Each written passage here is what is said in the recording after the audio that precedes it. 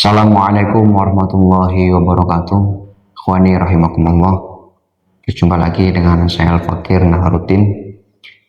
Dalam kesempatan ini kita kembali akan membahas mengenai haji, yakni mengenai ihram. Ya, kita kemarin sudah membahas tentang syarat wajibnya haji, kemudian ada syarat sah haji, dan nanti akan ada rukun-rukun haji. Namun sebelum kita bahas rukun-rukun haji, kita akan bahas tentang ihram. Ya, di situ kita akan belajar ihram itu apa, kemudian ada berapa macam. Nah, berikut beberapa hal yang nanti akan ditambahkan. Itu mari kita mulai. Bismillahirrahmanirrahim. Qala al-musannifu rahimahullahu ta'ala wa nafa'ana wa nafa'ani min ulumih barakatih fid dharain amin ya rabbal alamin. Al-ihramu fatihatu amal haji wal madkhalu ila nusukihi wa mukhtalafu wajibatihi wa arkanihi. Jadi yang dimaksud daripada ihram itu adalah fatihatu amal haji, nanti pembuka amaliyah haji, dan mulai masuk ila nusukihi, rangkaian ibadah haji dan kewajiban-kewajiban serta rukun-rukunnya haji. Jadi semuanya itu dimulai daripada ihram. Nah, sama dengan sholat, saudara, ada istilah takbiratul ihram. Itu ketika memulai Allahu Akbar, maka disitu mulailah rangkaian sholat. Begitu juga dengan ihram dalam ibadah haji maupun umroh. Ketika ihram, maka disitu dia akan mulai memasuki tentang rangkaian ibadah haji dan kewajiban-kewajiban serta rukun-rukun haji. Nah, kemudian mawakit, ya. Jadi ihram itu lekat dengan istilah mikot, ya. Mikot itu dimana tempat dimulai waktu, ya. Artinya atau waktu dimulainya ihram atau tempat dimulainya ihram. Nah, jadi ada istilah mikot zamani, ada mikot makani. Jadi orang ini ketika mau ihram ada istilah mikot zamani, yaitu fayaqsudu bihi al-fatrata az-zamaniyata allati yasihu ayyaqa fiha al-ihram fil haji. Nah, mikot zamani itu berkaitan dengan waktu. Ya, waktunya ini dari bulan Syawal, Dzulqa'dah dan Dzulhijjah, 10 hari di awal Dzulhijjah. Sampai di 10 harinya itu tepatnya di sebelum fajar dari Yaumin Nahar. Nah, ini waktu-waktu di mana seseorang ini bisa untuk ihram, gitu ya. Kemudian kalau mikot makani itu berkaitan dengan tempat-tempat. Fayaqsudu bihi al-hududa al-makaniyata allati yajibu alla yatajawazaha qasidul haji illa wa muhrimun. Jadi ini tempat-tempat yang sudah ditetapkan oleh Rasulullah Muhammad SAW, ya, yang wajib hukumnya ketika seseorang melewati tempat ini itu harus dalam keadaan ihram. Artinya tidak boleh kok melewati tempat ini kecuali dalam keadaan niat ihram, gitu ya. Ini maksudnya dalam kewajiban haji, ya. Wajib haji itu apa? Nanti kita akan bahas di video selanjutnya. Nah, untuk lebih jelasnya, miqat zamani itu adalah ibaratun an syahri syawal wa dzulqa'dah wal 'ashr awal min dzulhijjah. Fa hadhihi al-muddatu az-zamaniyatu hiya al-fatratu al-maftuhatu lil ihram bil haji. Jadi miqat zamani itu adalah tempat atau waktu, ya, waktu di mana seseorang itu bisa untuk niat ihram. Tadi bulan Syawal, Dzulqa'dah dan 10 hari di awal bulan Dzulhijjah, tepatnya di sebelum fajar hari kurban. Nah, ini adalah waktu-waktu yang memang hanya bisa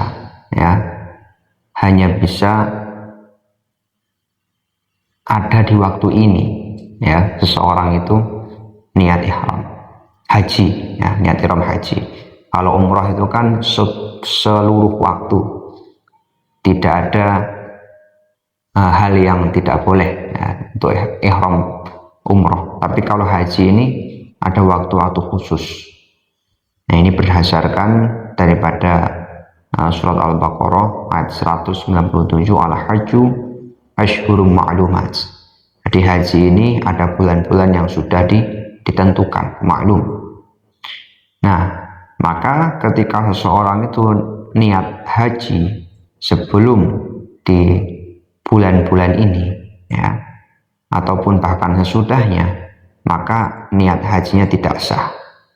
Nanti hajinya tidak sah dan ihramnya pun tidak sah. Nah, ini ya, ini masuk daripada esensi daripada ihram itu sendiri. Jadi harus ada di waktu ini. Kemudian miqat makani. Miqat makani itu apa? Ibaratun an hududi ma'rufatin tuhitu bil haramil makki min syita jihadi. Jadi miqat makani itu adalah batasan-batasan yang sudah diketahui, ya, oleh orang Islam tentunya, yang batasan itu tuhitu bil haramil makki, yang meliput di Makkah al-Mukarramah dari berbagai macam arah. Ini haddadaha Rasulullah sallallahu alaihi wasallam binisbati lil qadimina ilaihi min al-afaqil ba'idah. Ini yang memberikan batas ini Rasulullah, ya, ini dinisbatkan kepada pendatang-pendatang yang datang dari arah ataupun daerah yang jauh. Bihaitsu yajibu alaihim idza wasalu wa lam yakunu muhrimina ayabda'u al-ihrama wa yaltazimu syurutahu wa wajibatihi allati sanahaddatsu anha.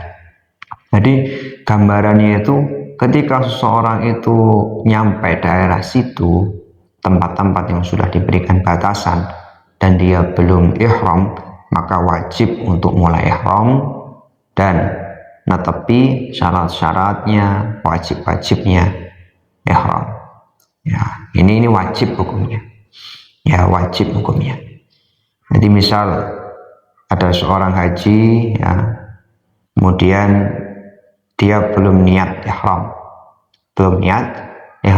di bulan Syawal misal, ya. Nah, kemudian sampai di tempat-tempat ini dia teringat belum niat ihram, dia niat, ya, maka dia sudah melaksanakan kewajiban, ya, kewajiban daripada niat ihram. Nanti tinggal dilihat dia hajinya haji yang apa, haji ifrad, tamattu atau qiran, taqwadin, ya. Jadi intinya ketika di tempat-tempat ini itu wajib untuk niat ihram, ya, gitu ya. Maka ketika tidak melaksanakan, maka jatuhnya dia tidak melaksanakan kewajiban daripada haji, ya, selama dia masih ada di tenggang waktu dari Syawal, Dzulqa'dah, Dzulhijjah, itu enggak begitu menjadi masalah besar, ya, karena masih ada di waktu itu, ya. Al-hajju ashhurum ma'lumat. Jadi dia hanya sampai di batas dikenai denda saja nanti, dam, ya.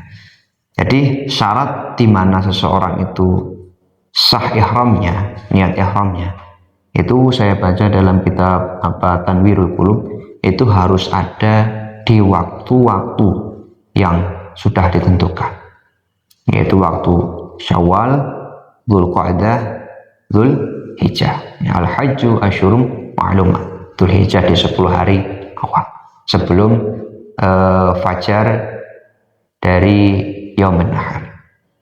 Nah, tapi kalau mengenai tentang miqat makani, atau di mana seorang ini wajib untuk ihram ya di tempat-tempat ini itu hanya sebatas kewajiban ya, tidak sampai kok seseorang itu ketika lupa misalnya terus sampai di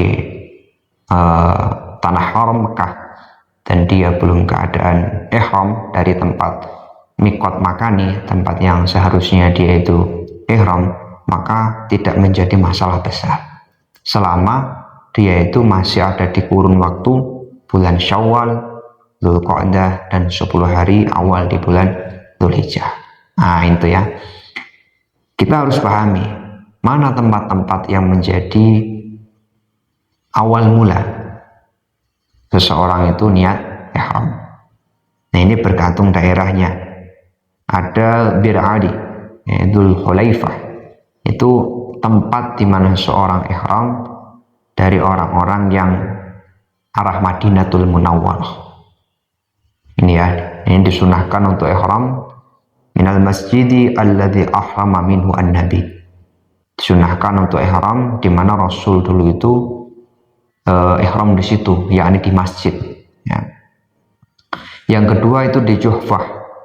Ini miqat al-mutawajjihi minasyam wa Misra wal Maghribi. Nah, ini adalah miqat di mana orang-orang yang dari arah Syam itu meliputi Palestina, Yordania, gitu ya. Terus Mesir dan Maroko. Nah, ini wajib ya hukumnya ketika seorang melintasi Juhfah ataupun yang berdekatan dengan Juhfah. Jadi enggak harus kok tepat sebetulnya. Kadang-kadang itu enggak tepat, tapi masih sejajar dengan Juhfah ya misal. Maka disitulah dia niat ihramnya di tempat yang sejajar dengan Juhfah ataupun tempat yang sejajar dengan Dzul Hulaifah atau Bir Ali tadi.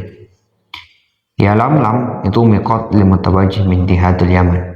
Ini miqat untuk orang-orang dari arah ahli Yaman termasuk Indonesia. Terus Qoran miqat lil mutawajjih min Najdil Hijaz wa Najdil Yaman. Ini miqat orangnya dari miqat untuk orang-orang yang dari arah Najd Hijaz dan Najd Yaman. Kemudian Dzatu Irqin, ini mikotnya orang-orang dari arah Masyriq, Irak, dan semisalnya. Nah, ini saudaraku, pada intinya mikot ini 5 ya 6 nanti dengan penduduk Makkah. Itu semuanya itu tidak kau harus tepat di dalam tempat-tempat itu. Nah, artinya ketika yang paling berdekatan misal yang sejajar dengan tempat itu, di tempat itulah dia bisa niat ihram gitu.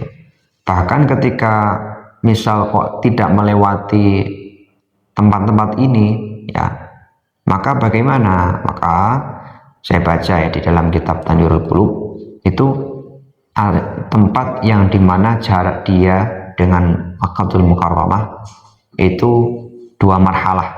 Disitulah dia itu niat ihram. Dan ketika kita cermati saudara, itu rata-rata memang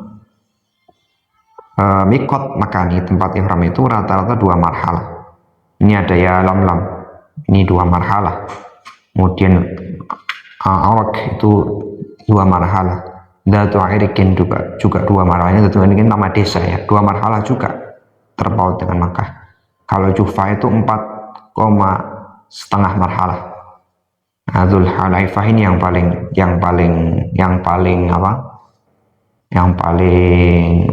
panjang ya, itu 10 marhalah. Nah, artinya inilah beberapa tempat-tempat di mana seseorang itu bisa memulai hajinya dengan berihram. Gitu ya. Kemudian wa amma man kana manzulu duna hadhil mawaqiti qurban ila Makkah fa inna miqatahu manzilu alladhi wa fihi bahwa yuhrimu min haitsu yansha'u safaruhu wa yadkhulu fi hadhil dhabi tahla Makkah aydan wa yuhrimuna min buyutihim dakhila Makkah. Nah, yang nomor 6 ini ya adalah mikotnya orang-orang yang tidak ada di mikot-mikot tadi, ya, dekat dengan Mekah. Maka mikotnya itu di mana? Ya, artinya dia lebih dekat daripada mikot-mikot yang ada. Ini lebih dekat dengan Mekah ini tempat tinggalnya. Maka mikotnya dia mulai ihramnya itu ya di tempat dia tinggal. Maka dia mulai safar di mana dia ihramnya di situ.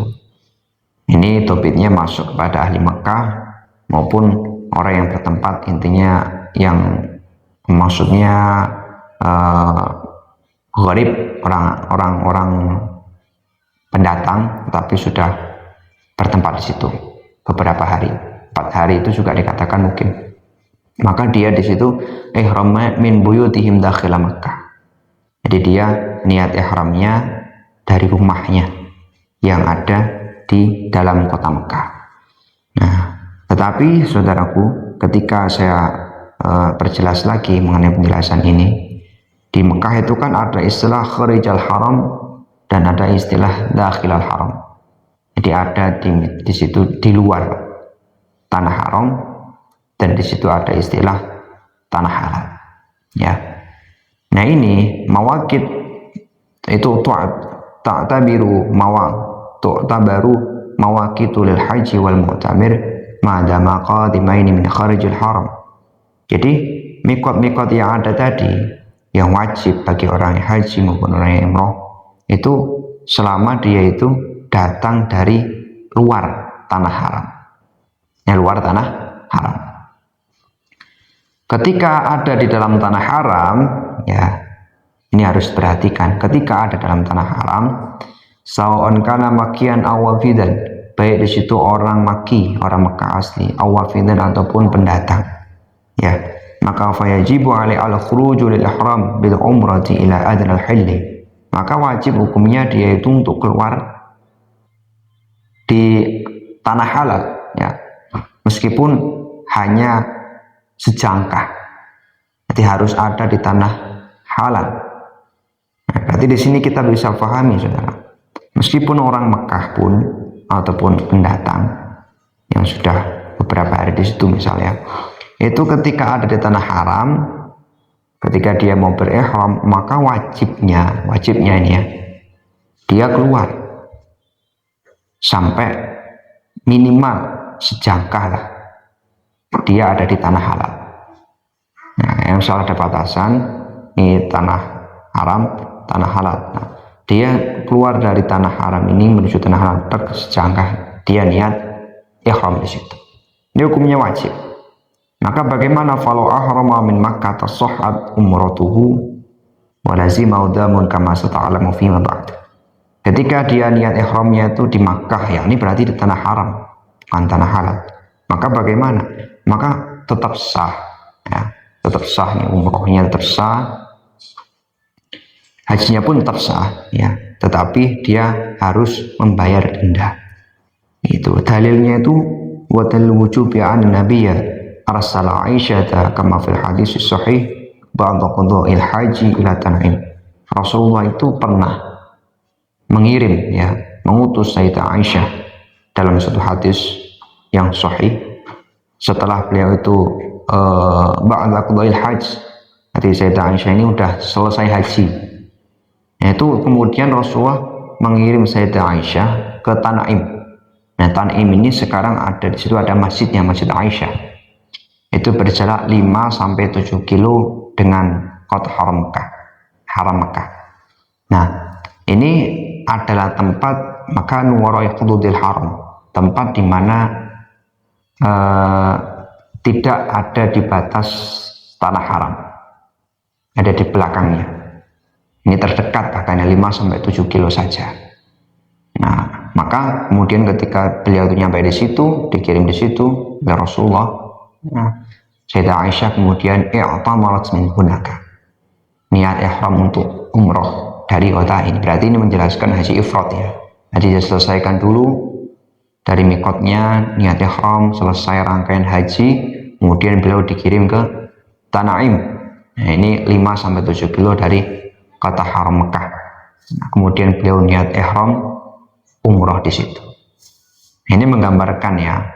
Jadi ketika seseorang itu niat ihramnya ada di tanah haram, maka hajinya tetap sah selama di situ dia itu ada di tenggang waktu Syawal, Dzulqa'dah dan Dzulhijjah di 10 hari awal sebelum fajar yang benar. Nah, tapi mengenai tentang apa wajibnya ini ketika tidak bisa dilaksanakan, itu hanya sebatas dia harus membayar denda. Nah, itu ya cukup sekian, semoga bisa dipahami. Wassalamualaikum warahmatullahi wabarakatuh.